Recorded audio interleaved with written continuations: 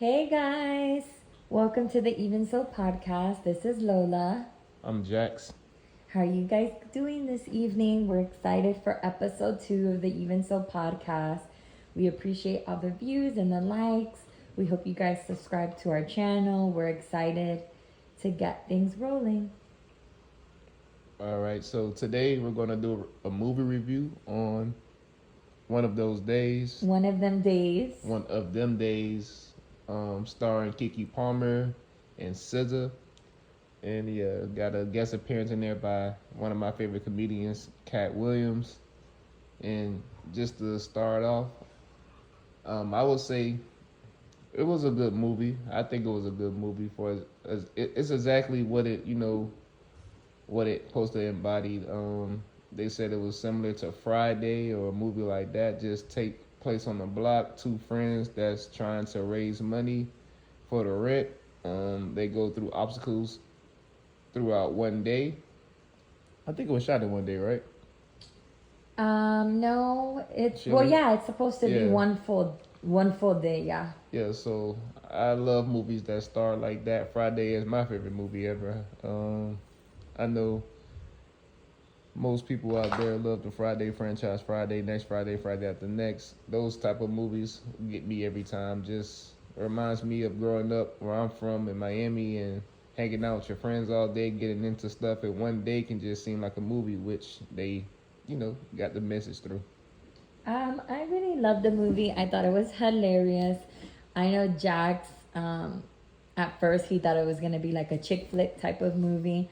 So I'm glad that he Well, it wanted to was. see it and he wanted to review it. I love that it was produced by Issa Rae. I love supporting black women, black writers and producers and all that. So that was really exciting. Kiki Palmer honestly did her thing. She's been an actress for a very long time, so I really wasn't surprised because she's super talented.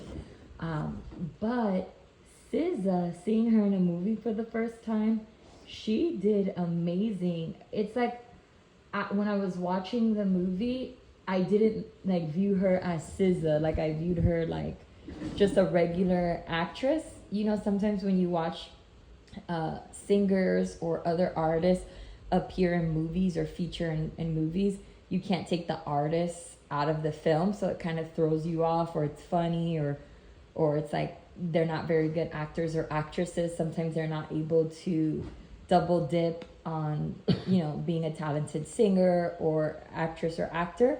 But in this case, I was so impressed with SZA because she really, really did her thing as far as acting. Like, she's honestly a good actress. I didn't even think about her as a singer when I was watching the movie, which was a first. I also love that Jax is a huge fan of Friday. So when I was watching the movie, I told him this honestly reminds me of Friday, and he was like, "Whoa, whoa, whoa, relax. That's Friday's a classic." But if I had to think of like a 2025 modern day female similar version of Friday, then I would say it was this movie, to be honest with you. It was funny. Not only the fact that I loved how they made it like a very long, excruciating day to kind of give you the feel of, sometimes you have a really bad day and 100 bad things happen to you. So you got to put yourself in their shoes.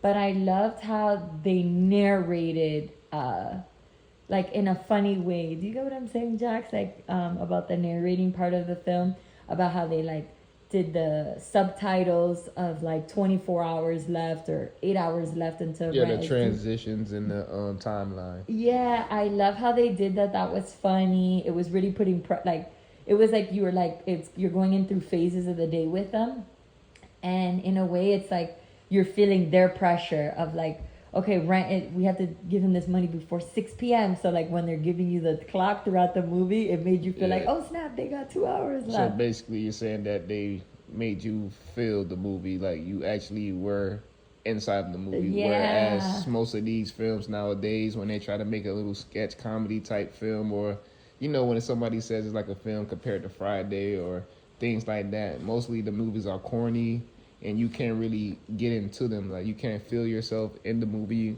I mean, you could kind of relate, but can't relate. But this is a 2025 movie, or was it 2025? Released in 2025? Yeah. But yeah, so it makes you feel like you're inside of the movie. Like you get caught up. You're into their world. Most comedies these days don't make you feel like that. Most of them just are punchlines and different things. This is a well acted out movie.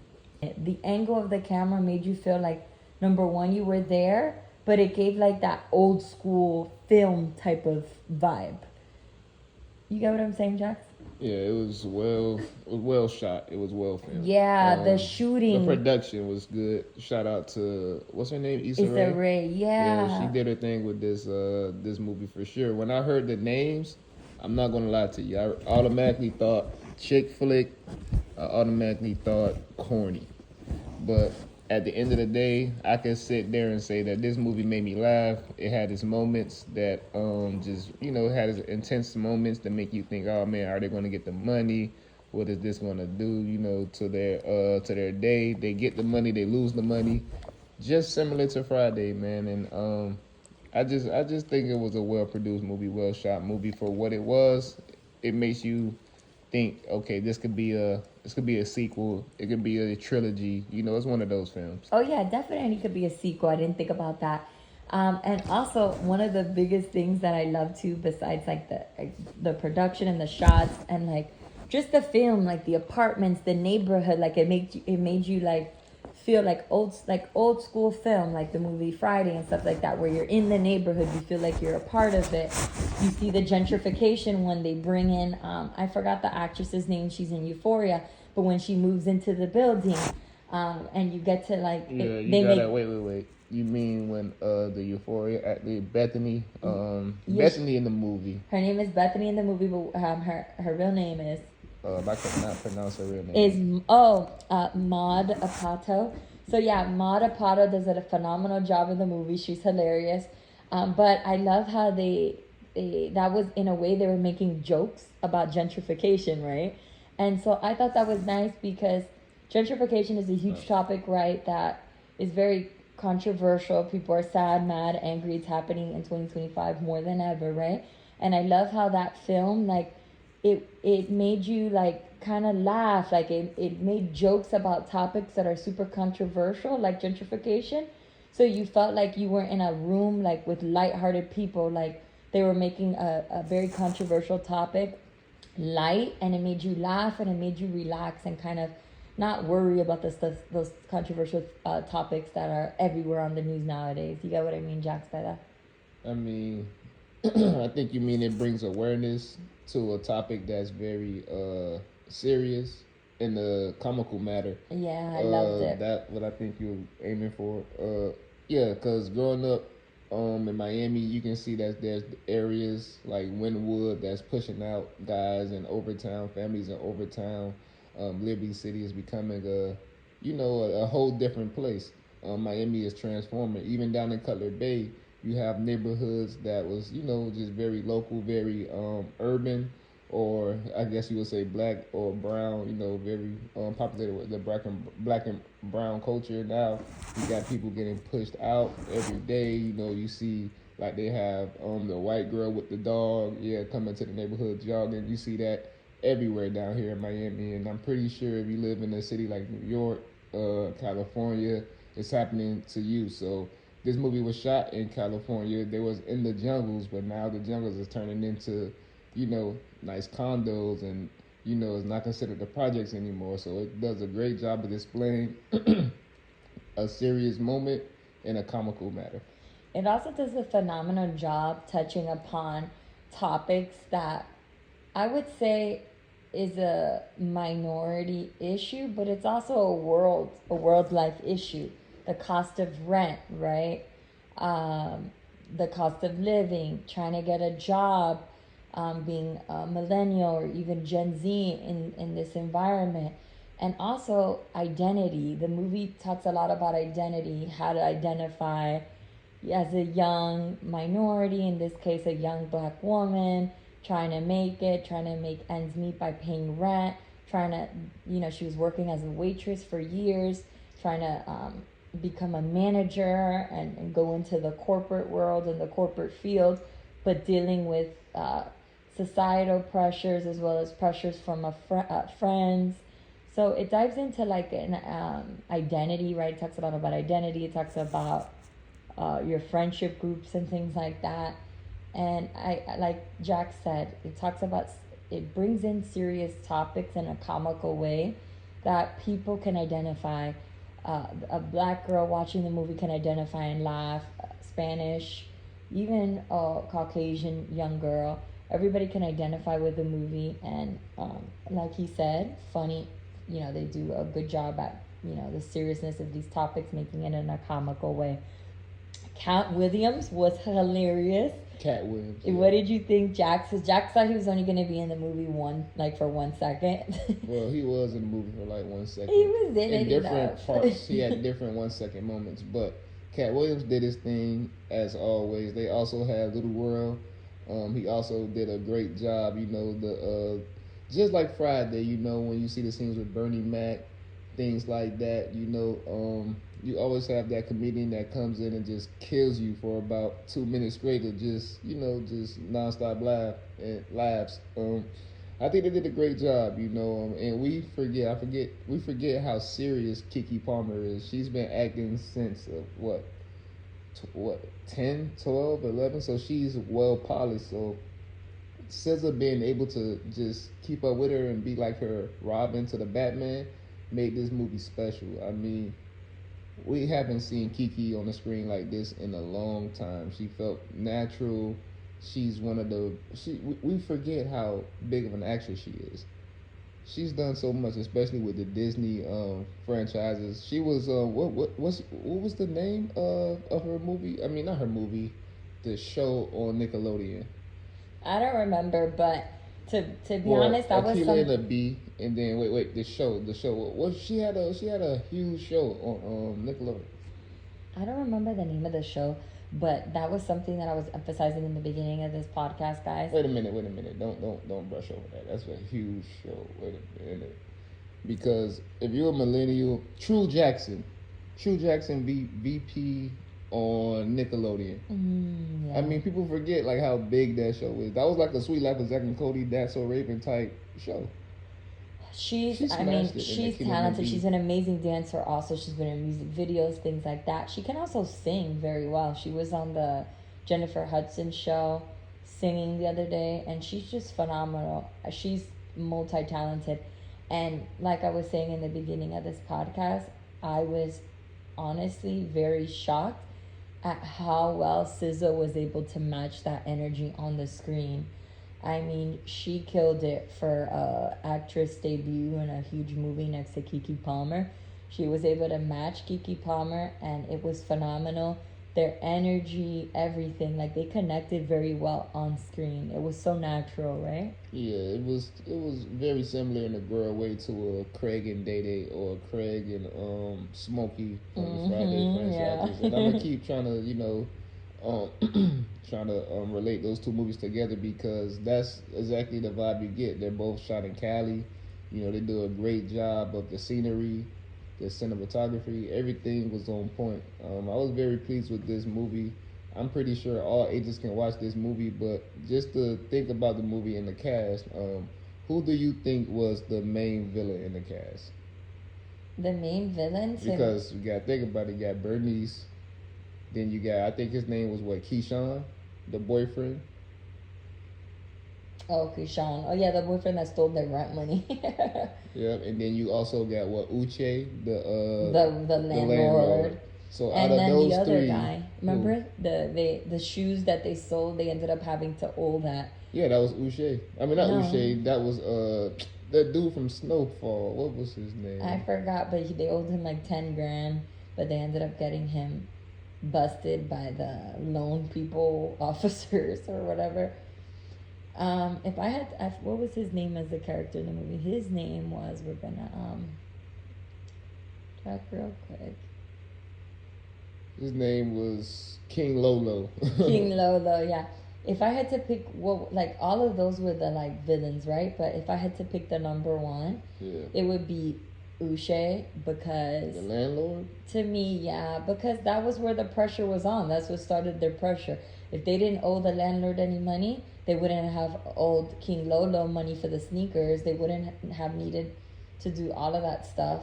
But then I don't know because I think also if it wasn't for them owing the rent money, she wouldn't have found SZA wouldn't have found out that her boyfriend was no good and was trash and was kind of holding her back, right? Because that was a huge theme in the movie.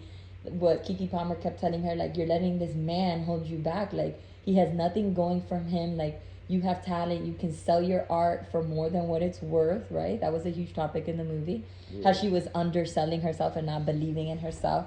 And it took her best friend to kind of shake her a bit and motivate her and say, look, you got to grow up. You got to get on your game instead of hanging around somebody that's holding you back. So I think it's a mixture between the landlord being the villain and I forgot the ex-boyfriend's name, but the ex-boyfriend as a villain.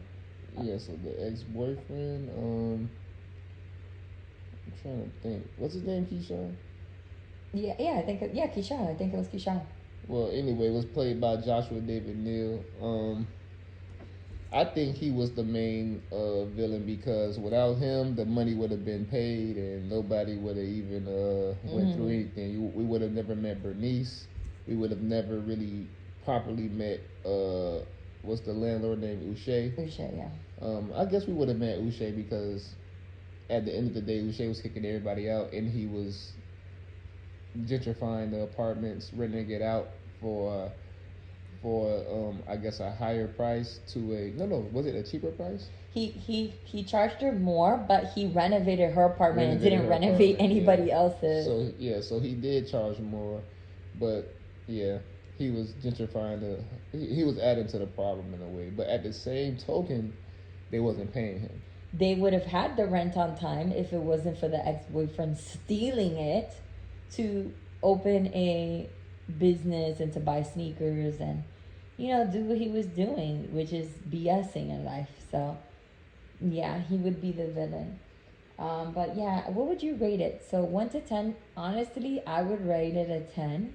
Jax is not, I know that. That's crazy.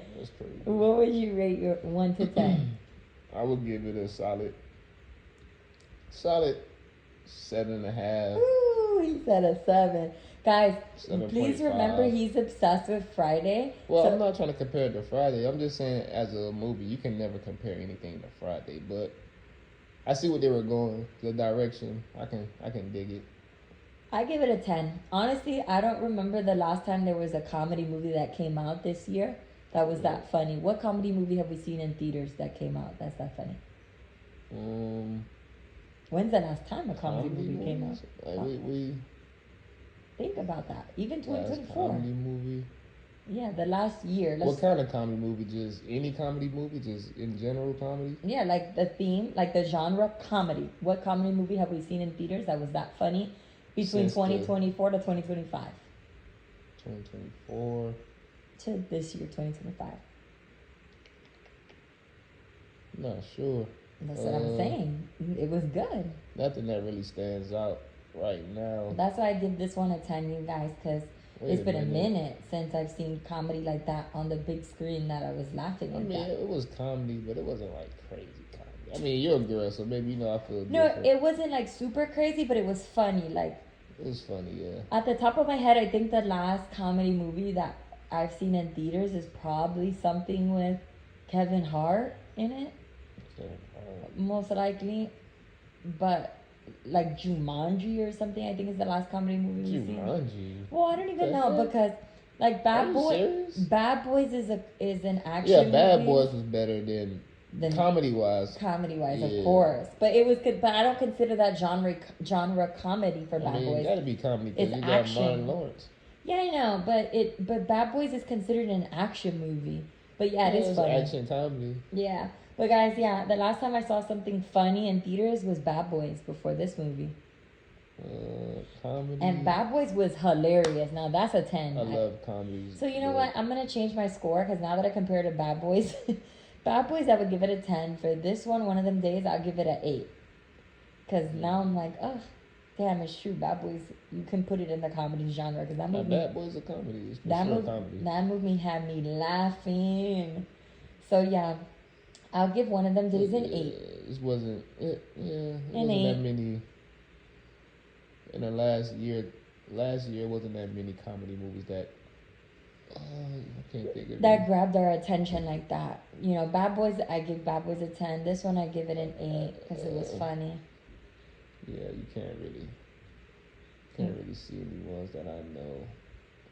But yeah, so let us know what you guys think about One of Them Days. I thought it was good for what it was. I think it's gonna be a sequel, and I'm pretty sure the sequel will probably be better than the first one, just off the production wise. I believe they had a $14 million budget, and I think they already made over 34 million in the U.S. and Canada. So They were number one in the box office. the movie is doing over expectations. And yeah, SZA, Kiki killed it. I already knew Kiki was gonna kill it. She's one of my favorite actresses.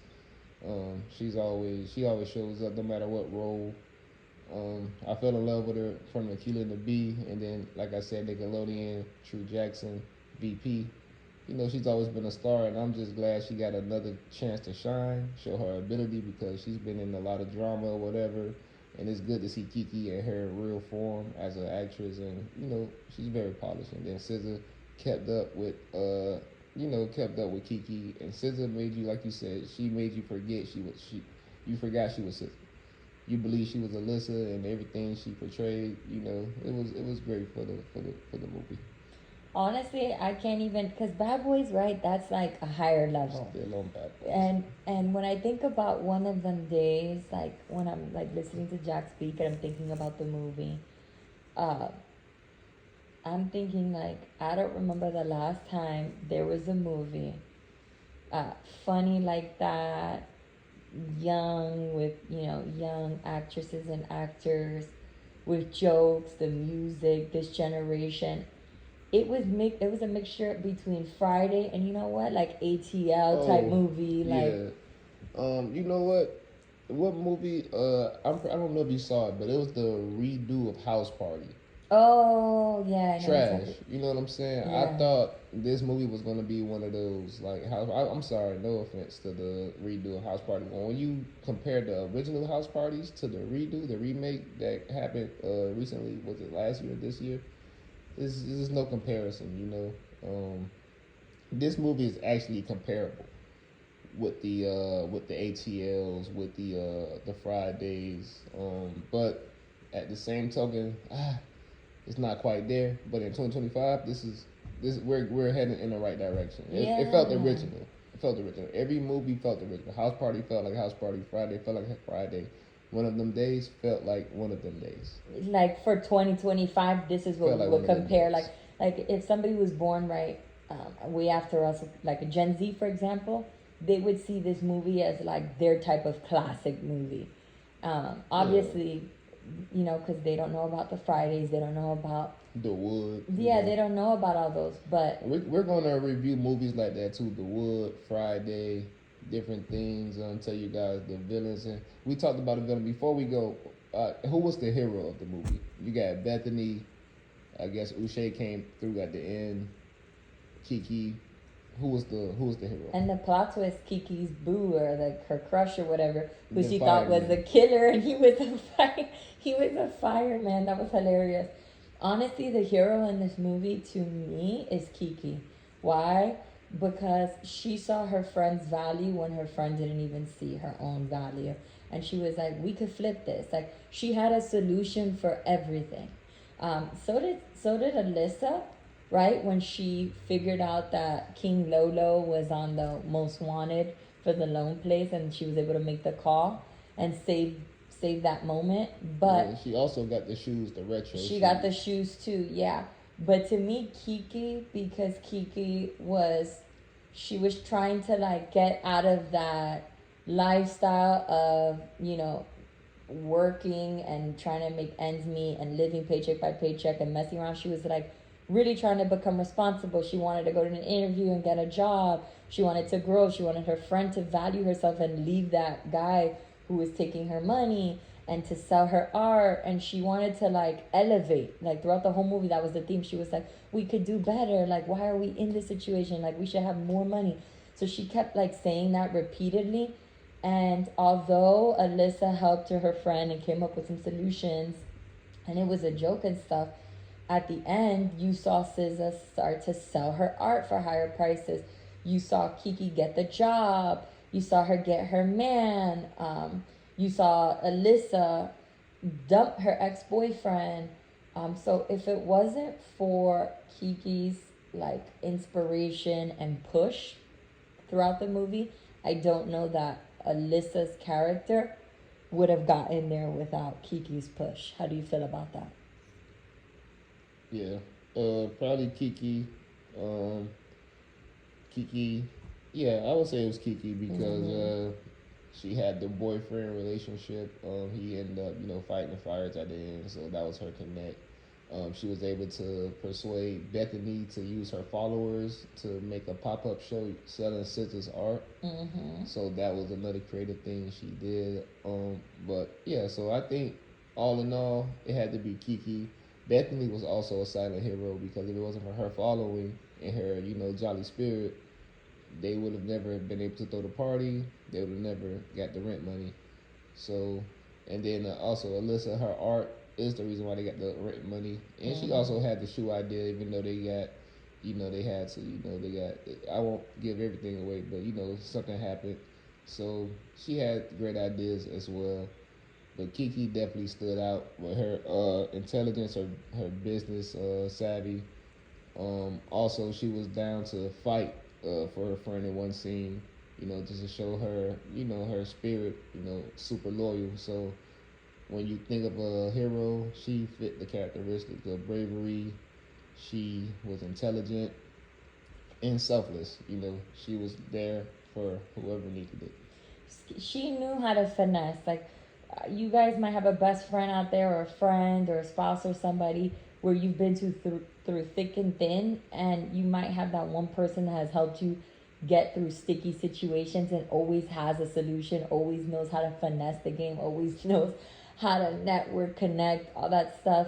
Whoever that person is for you in your life, I think people laughed and it resonated with them. Even maybe if that was during your childhood, you had a best friend, and yeah, I think everybody. I think that's called Jax. You know what I'm saying? Oh, that you just described the perfect characteristic. That's me. If everybody does have that. Everybody has a Jax. So when you have situations like that, instead of hero, we should just name it Jax. So you got the villain of the movie, then you got the Jax of the movie. Guys, when you think about movies, let us know what you would rate this movie. Is it a classic? Is it 1 through 10? Where does it stand out? You said you said a 10. No, you changed it, right? I give this movie an 8. It was amazing. It was hilarious. And Jax rated it at a 7. So let us know. I gave it a 7.5. I'll give it an extra 0.5. Yeah, so let us know what you rate it in the comments. Give us your feedback. We love to give critiques on movies. Movies is our thing. I know a lot of people are into movies too. So we're looking forward to discussing more about movie reviews. Okay, so I just wanted to thank you for tuning in to the Even So podcast. I'm Jax. I'm Lola. Stay safe. Comment and subscribe. Like, comment, and subscribe. Let us know what you rate this movie. Is it a classic? 1 through 10? Let us know. Bye.